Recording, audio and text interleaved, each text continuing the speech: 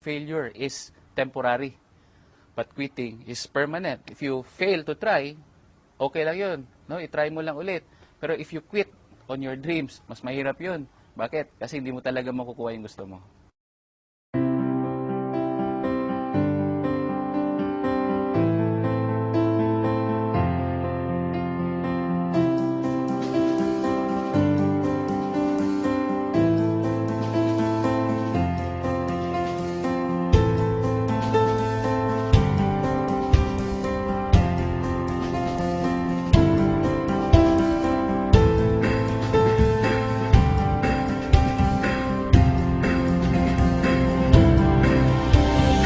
Dati ako nagtatrabaho sa isang farming industry. Job description ko talaga is tigasagot ng telepon, tig-dispatch sa mga biyahe sa truck, tig-kolekta og kwarta nila, tig-ihap og kwarta nila, tig-deposito og kwarta nila, tig-buhat og payroll, tig-check up sa mga logistics in and out. Profits are better than wages. Wages will make you a living, but profits can make you a fortune. It is a bit difficult to get rich on wages, but anybody can get rich on profit.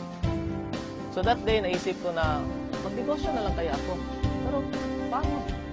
Nadunggan ako ni dati ang B-Mobile sa una pag yun kayo. Tuwing nasa jeep ako, B-Mobile pag pinag-uusapan. Naglalakad ako, B-Mobile na naman. Tuwing nasa ibang office, B-Mobile. I used to be a regular employee for a US-based company. Bale, computer programmer nila ako. So, although maganda naman yung trabaho, maganda yung pay, pero nasa-sacrifice yung social life ko. So, wala na akong time for my family. And at the same time, so malaki rin yung sacrifice ko sa health ko. A friend told me, sabi niya sa akin, Juan, meron akong magandang business na nakita. Baka gusto mo rin tingnan. So, sumama lang ako sa kanya. And then, dinala niya ako nun sa Jollibee yung dati. And pinakinggan ko lang rin yung business presentation. Before ako na-introduce sa V-Mobile, I am financial consultant ng isang British financial company dito sa operating sa Pilipinas. Grabe ang gamit ko ng cellphone as well as lagi ako nag-travel. Ang V-Mobile daw is hindi nagabenta. Magkaka-discount daw ako sa cellphone usage ko. So, doon pa lang sabi ko, maganda yan. Magiging savings ko na yun para sa aking family. Later ko nalaman na meron pala siyang kasamang business. Hindi ko in-expect na malaki pala yung bigay sa akin na nagiging secondary income ko na siya. And significant yung secondary income na yan. Hindi lang yung maliliit na amount. Ang possibilities din nga nakita na ko, na naagid ko yung padulungan, yung asenso ko para sa ko ang sariling nga negosyo diri sa B-Mobile. Unlike kung maging empleyado ko. Kung dati gumigising ako sa umaga para mag-report sa office, si boss naman, nakikita ko pagdating ko sa office, yun, nagja-jogging sa kanilang compound. Sabi ko, napaka-unfair naman ang ito. Nag-e-exercise ng umaga. Ngayon, sa awa ng Diyos, gumigising pa rin ako ng umaga, but this time, katulad na din ako ni boss, ako manager. Nagja-jogging din ko yung umaga. At the best part is, I'm earning without reporting to the office.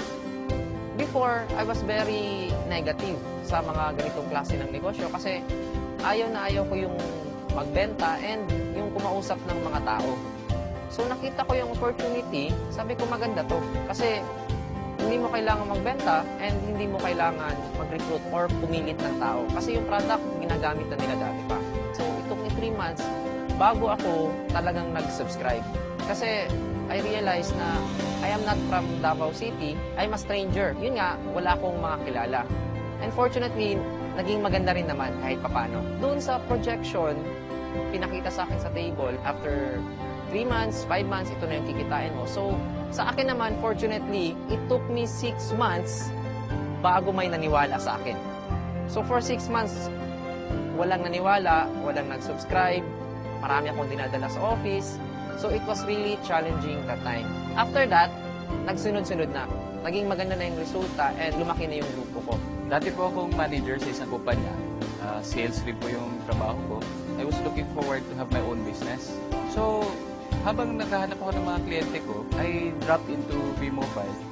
Nagulat ako sa resulta niya kasi in a span of 8 months time, kumita siya ng mga 7 million pesos. So for me, sabi ko, okay kumita ka ng 7 million, andito ang kapital mo, bakit hindi ko subukan? Pero one thing was holding me back kasi ayoko sa mga ganitong business before eh. Naisip ko, pag ganito, kailangan mo magbenta, kailangan mo mamili ng tao, kailangan mo mag-recruit. So, medyo naging hesitant ako. Buti na lang, yung sinabi niya sa akin na hindi mo kailangan magbenta ng load, hindi mo kailangan mag-recruit ng tao, pero kikita ka ng malaki. The very reason why I kept on going despite the challenges is because unang-una, when I saw B-Mobile, I saw na malaki yung potential niya, na kumita ka, yes. And pangalawa, naisip ko, marami akong pwedeng matulungan sa negosyo na to. So, unang-una, pwede kong tulungan yung sarili ko, pwede kong tulungan yung family ko, pwede kong tulungan yung mga friends ko na medyo less fortunate. So, sabi ko kasi, with a very little capital, pwede na silang magkaroon ng sarili nilang negosyo. Yung mga kaibigan ko, yun pa yung humihindi. Yung mga kamag-anak ko, tinatawanan pa nila yung ginagawa ko kasi parang isip nila, parang baduy, no? Pero sabi ko, kahit anong tawa nila sa akin, kahit hindi sila naniniwala sa akin, okay naman. Kasi alam ko yung rason ko bakit ko gusto mag-B-Mobile. Rason ko is gusto kong magbago yung buhay ko. Kasi alam ko yung buhay ng mahirap eh. May nangyari sa family namin, naubos lahat yung business, naibago yung bahay. And those were the things that were painful sa buhay ko dati. Pero sabi ko nga, if I can make a change, ibalik ko yung dating state of living, yung standard of living namin, a decent lifestyle, bakit hindi ko gawin? So, hindi ko pinansin yung mga humihintay.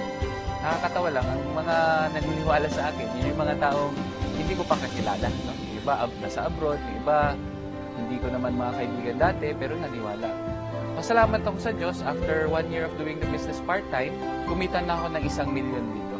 For a very small capital, to earn 1 million pesos is what I really wanted. No? With a very minimal effort, kasi ang ginagawa na namin dito is we're teaching people how to use their loan.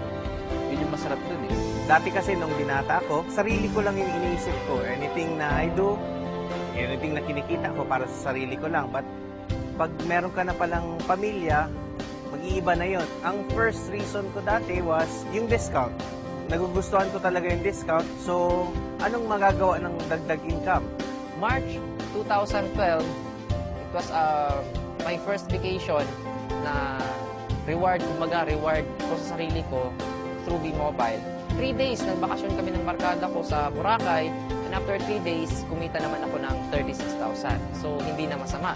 March 31 to April 18, yung family ko naman yung kasama ko nagbakasyon. So, masarap na magbakasyon, lalo na kung kasama mo yung family mo. Ang mas masarap pa nito, pag uwi ko sa bahay, after 18 days na nag-road trip kami sa buong Pilipinas, meron akong at least 50,000 worth na cheque. So, I was very happy and my mother was very happy.